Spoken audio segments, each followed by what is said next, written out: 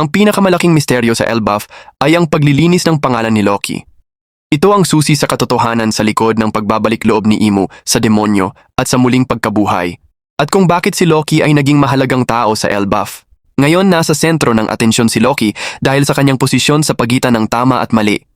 Isa sa pinakamalaking kontrobersya ay ang pagpatay niya sa kanyang sariling guro, ang hari, at ang pagkuha ng misteryosong prutas ng demonyo ng Elbaf. Pero sa pinakabagong kabanata, may sinabi si Imo na posibleng magbunyag ng mas malalim na lihim. Ang ama ni Loki, si Haring Harold, ay matagal nang konektado kay Imo.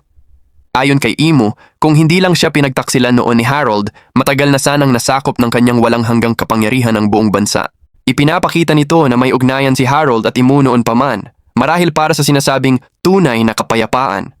Sa mga larawang ginamit ni Imo, si Haring Harold ay laging may mataas na balikat at ang mga higanting hukbo na ginawang demonyo ay may mga itim na pakpak.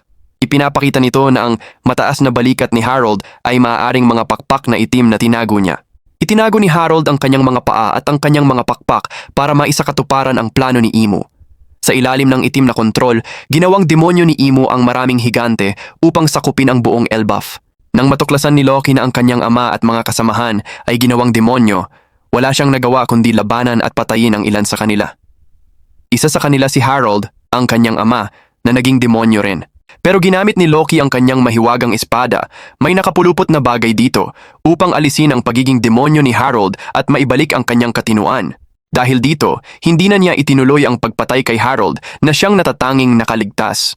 Bilang pag-alala sa mga nasawing mandirigmang higante, kusang loob na inako ni Loki ang sisi at inamin na siya ang responsable sa pagkamatay ng kanyang ama at ng ibang higante. Bumalik si Harold sa nayon upang pakalmahin ang takot ng mga tao.